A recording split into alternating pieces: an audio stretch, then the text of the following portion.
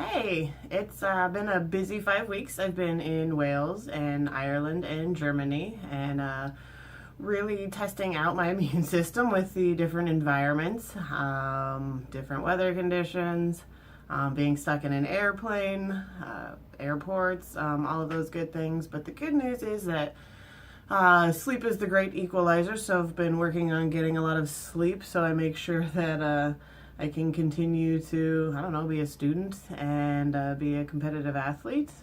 Obviously, lifting took a hit with being sick, but I think I'm back on track now. Yay for sleep this week. I wasn't really sure what to talk about today again. There have been so many different things going on over the past few weeks. We switched to biomechanics. We did 3D motion capture. Now we're doing EMGs and the biodex. So, how much force can you apply? Joint torque. There we go. Use your words. But I mean, it's been an interesting learning curve because then I also have to relearn statistics and what you can learn from statistics. And so, I mean, that just gets me thinking about education in general. And I was asked the question actually on Facebook if I have found a difference between Europe and the US in regards to coaching and training and the differences there. And I actually had this question as well.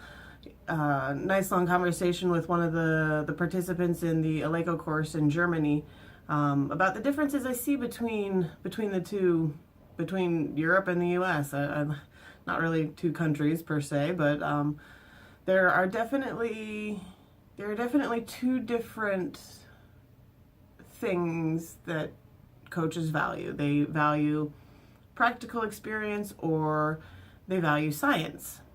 I have found that in the U.S. it seems to be a lot of placement on the practical aspect of like what have you done, who have you worked with, like what's the depth of the work that you have done, which is great.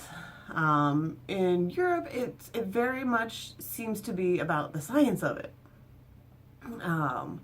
Like what did you study, like do you know the inner workings of this? Do you know the scientific principles behind that? And it's interesting because now that we go back to some of that evidence-based practice that we talked about way back in the beginning, the best coaches are going to be the ones who take a little bit of the science along with their practical experience and combine the two. Now, there's never going to be that perfect programming, but there can be great programming supported by great science. And great science just isn't science that was done and like, oh, I read one study and it supports what I say. Google anything and you'll find at least one or two articles that will support anything you say, really. But great science is being able to reproduce some of those results and continual evidence that continues to support a given theory, a notion. And if you go on the flip side of that, practical is being able to take all of that science and put it to use in such a way that works effectively and efficiently for both your setting and your athletes.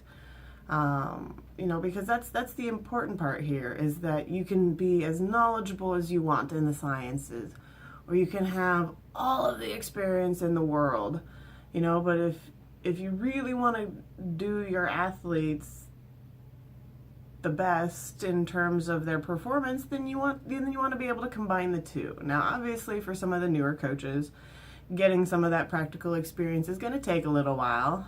It's not like a 3-month internship or a 6-month internship.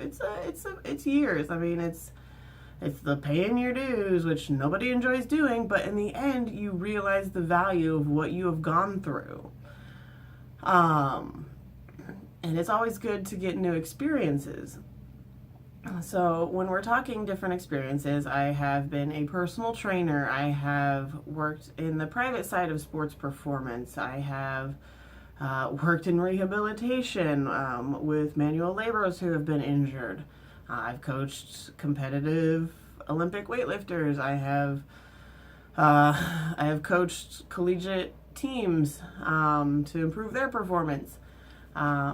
So for me, I have a lot of that practical experience, and it's always kind of like the what's next? What's like, where do I go next? And obviously I'm here learning about the science behind all of the things that I do, but you have to keep learning some of that practical aspect. And the really cool placement or internship that I have is with Paralympic throwers.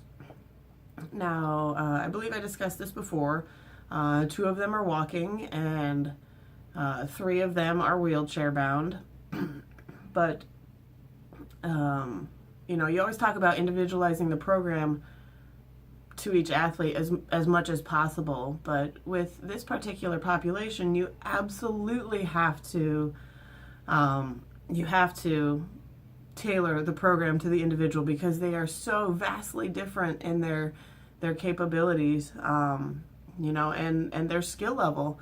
Arguably, even if they were former athletes, their training age as these new individuals kind of goes back to 0 almost, because they might be learning a new sport, or they're learning how to move within some new parameters. But that being said, those are the kind of things that I really enjoy doing, figuring out how someone can work efficiently within their own system. And I just realized yesterday when I was kind of hanging out with some of the athletes after we were done training for the day, how much I have truly missed coaching and educating and explaining to athletes why I'm asking them to do something. Now, I'm not necessarily teaching them throwing. While I did throw in college, that doesn't necessarily make me qualified to do any of that. So obviously, that's left to Allison, their coach.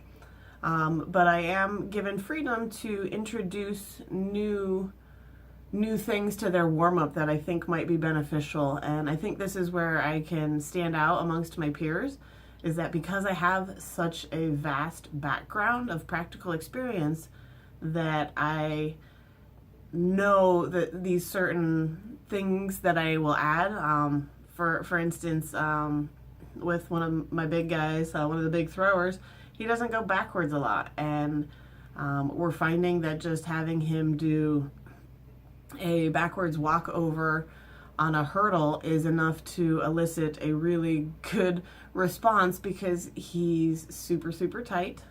And just moving in a different plane, in a different direction, is adding just enough of a good stimulus to kind of get him feeling better, or feeling like he's taking the next step.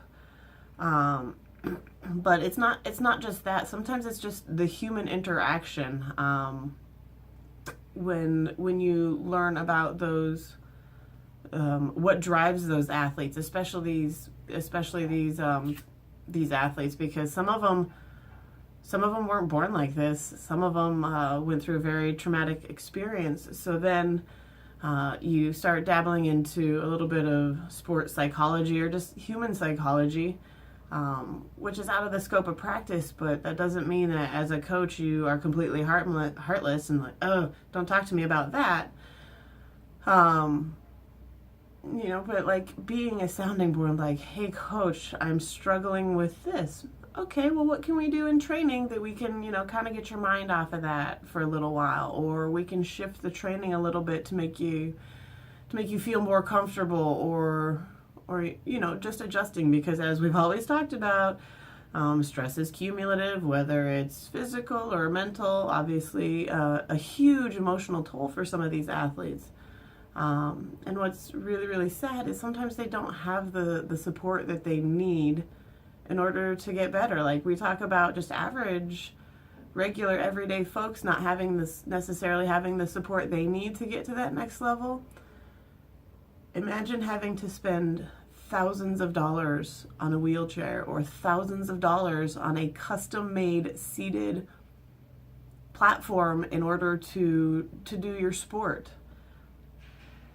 So it's a little bit heartbreaking at times, but it's also refreshing because these athletes are still so very, very, very passionate. And that's something that I love seeing because I am passionate about what I do. I'm here, I'm trying to learn some of the science behind it. I started asking them openly about the various issues because I want to go on PubMed and I want to see what research is out there that, maybe I can find a study or two that suggests something that, helps change a little aspect for them or makes their life just a little bit easier. So, I mean, it's all about that education and it's imparting that. And these athletes are so receptive to that education. And you can feel it, you can see it, that they are so excited to have somebody who wants to work with them and to make their life just a little bit better. And that's kind of what I've always done with all of my coaching anyways. Like, I want to teach you how to work within yourself. And even after we part, if there is anything you've learned from me, then I've done my job. Because I want it to be just as much of an education. So there is still so much for me to learn, and it's the more you know, the more you realize you don't know. But it's just having that passion to keep learning, to go through personal growth, to always be developing. And that's why I enjoy the particular environment that I'm in, because everybody wants to learn and everybody wants to know the science behind it, and I want to know the science behind it. So I'm along for the ride in terms of learning all the science behind all of these different things, whether it's my Paralympic throwers or whether it's skeletal muscle architecture. Literally anything you throw at me, like I might find myself researching one thing and then 20 minutes later I've gone down this other path. But being with people who are wanting to know all of this and wanting to learn from it, and then being able to use the practical experience that I do have, hopefully in the end actually makes me an even better coach. So it's still a journey. I'm still fresh into it. I am still learning a lot from my Paralympic throwers. I am learning a lot from my classmates. I'm learning a lot from my instructors. I am learning a lot from pretty much everyone around me, and I think that's the best way to go about it. So there's still a lot to go. Still kind of sorting out what I want to do for my dissertation. So going to do a little bit of a literature review of sorts to see if some of the ideas that I am wanting to explore are actually worth exploring. See if there's there's definitely a use for some of my ideas. Whether the actual study will be useful, we will find out. But I mean, that's what research is about. You gotta ask a question, test it, and find out what happens. Nearly everyone I've ever talked to in regards to a dissertation says they started with this question, but somewhere along the line something changed, and this is where we are now. So a lot of what I'm doing now is learning how to interpret data, what you can extrapolate from it. But it's all about that education. It's all about that personal growth. And in this case, it's all about the London journey. So until next time, bye.